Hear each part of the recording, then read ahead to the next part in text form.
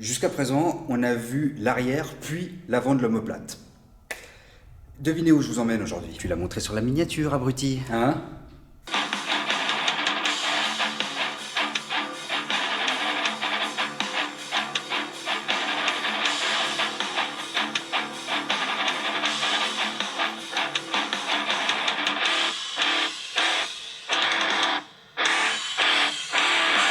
Après l'infraépineux et le petit rond, après le subscapulaire, on continue la liste des muscles de la coiffe des rotateurs avec cette fois-ci le supraépineux. Alors comme vous l'avez vu sur la miniature, il s'insère sur la face postérieure et supérieure de l'omoplate. Alors tout ça est bien gentil, mais dans les faits, qu'est-ce que ça implique? Eh bien, le supraépineux va travailler à l'abduction de l'épaule. Traduction, à partir du moment où votre coude va s'éloigner de votre tronc sur l'extérieur, de cette manière, votre supraépineux va bosser, au même titre que le deltoïde moyen d'ailleurs. Maintenant qu'on a ça en tête, on va pouvoir voir sur quel exercice polyarticulaire il est impliqué. Si je parle du deltoïde antérieur, c'est parce qu'il est très lié au deltoïde moyen, et donc par extension au supraépineux. Quand l'un travaille, l'autre n'est jamais très loin. À partir de là, vous vous doutez de quel type d'exercice on va parler. Mais le mieux reste encore de le voir en image. Si je prends le développé couché comme exemple, vous voyez qu'il y a un certain écart entre mon coude et mon corps. Eh bien cet écart va grandir lors de la poussée. Là. Le coude s'éloigne du tronc sur l'extérieur et donc le supraépineux est engagé comme on peut le constater ici. Et retenez que l'écart des mains sur la barre n'a pas d'importance. Vous pouvez essayer différents écartements. Vous constaterez qu'il y a toujours une abduction d'épaule. Et ce pour tous les développés ou vos dips, car l'épaule est une articulation vraiment complexe, qui fait que, au final, dès qu'on pousse vers l'avant, le deltoïde moyen sera quand même plus ou moins engagé. En fait, si vous vouliez complètement supprimer l'action du supraépineux du deltoïde moyen, vous devriez pousser votre barre sous cet angle. Vous comprenez que c'est bien impossible et vraiment pas du tout pratique. Donc, sur tous les développés, vous allez travailler vos deltoïdes moyens supraépineux, mais si vous voulez vraiment les cibler, le mieux reste à faire du développé à la barre aux haltères avec cet angle. Les coudes bien ouverts, et là, vous allez suivre le même axe qu'une élévation latérale avec simplement un travail des triceps en plus. On peut voir sur l'image que l'angle de mon bras est à 90 degrés et ça constitue tout simplement le point le plus éloigné que votre coude ne pourra jamais atteindre par rapport à votre corps. Maintenant qu'on a vu sur quel type d'exercice le supraépineux est impliqué, on va pouvoir voir les différentes manières de le travailler de façon plus spécifique. On ne change pas une équipe qui gagne et on se retrouve autour des poulies pour parler technique et astuces. Au final, quand vous voulez travailler le supraépineux, ça revient à faire des élévations latérales. Et pour ça, deux moyens de faire. Le premier, vous l'avez deviné, avec une poulie. Donc, on va venir prendre la poulie, venir coller son coude contre le corps, et à partir de là, on part sur le côté, de cette manière.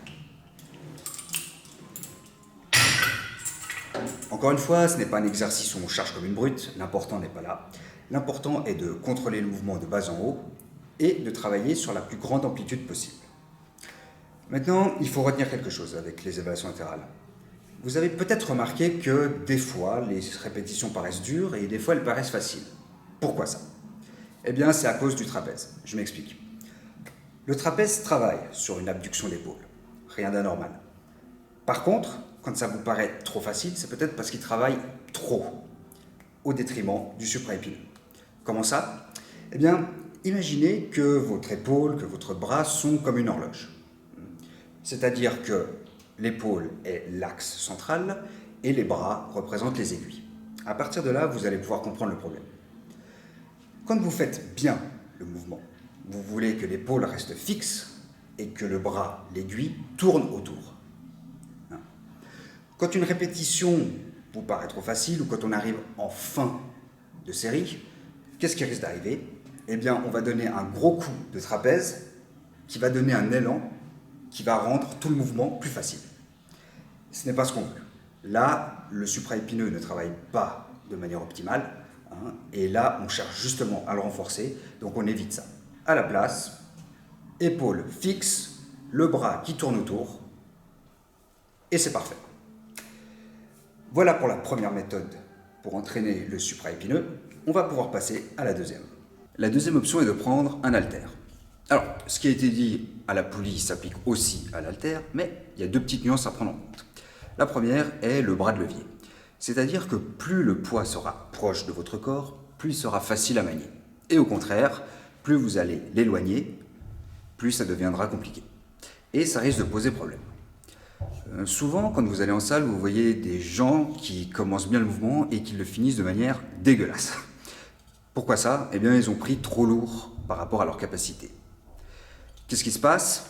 Ils commencent à lever l'haltère, ça va, et puis là, tout d'un coup, à cause du bras de levier, ça devient beaucoup trop lourd. Et donc, qu'est-ce qui se passe? Encore une fois, un élan du trapèze pour finir le mouvement. Ce n'est pas ce qu'on veut. Au mieux, ce n'est pas du tout optimal pour le supraépineux. Au pire, on risque de se blesser. Donc, à la place, on met moins lourd, on fait le mouvement correctement et on aura tout le temps par la suite d'augmenter les poids. La deuxième nuance est en fait un avantage. Vous vous rappelez quand je parlais de la poulie, de l'amplitude maximale possible? Eh bien, avec la poulie, ça se situe dans ces eaux-là. Alors qu'avec l'haltère, quand on dit amplitude complète, c'est vraiment l'amplitude complète. C'est-à-dire que je peux venir jusqu'ici. Alors, je parlais du bras de levier, c'est vrai que c'est assez risqué, surtout quand on arrive dans ces eaux-là, qui est le bras de levier le plus important qu'on puisse avoir sur cette articulation. Donc vraiment, on prend moins lourd, on contrôle le mouvement et on le fait jusqu'au bout. Mais je peux vous assurer que si vous faites cette variante, ça va vous construire des épaules en titane. Parce qu'avec ça, vous allez aller dans les angles les plus extrêmes possibles pour cette articulation, et donc vous allez la renforcer réellement sur toute sa capacité. D'ailleurs, vous allez remarquer que quand je suis ici, eh bien c'est la fin du mouvement d'un développé militaire, qui est le mouvement qui demande le plus d'amplitude à l'articulation de l'épaule. Pour conclure, où mettre ces exercices? Eh bien encore une fois, quand vous savez que vous aurez des gros développés à faire, vous pouvez les mettre en échauffement en début de séance avec 3-4 séries. Alors personnellement, j'aime beaucoup la poulie, je trouve que c'est une très très bonne variante pour cet exercice, mais elle a ce petit défaut de ne pas avoir l'amplitude complète. Donc, je conseille 2 séries à la poulie au début et 1-2 séries avec l'haltère, jusqu'ici. J'espère que la vidéo vous aura plu, qu'elle vous aura appris quelque chose. Je vous souhaite une bonne journée et je vous dis à la prochaine.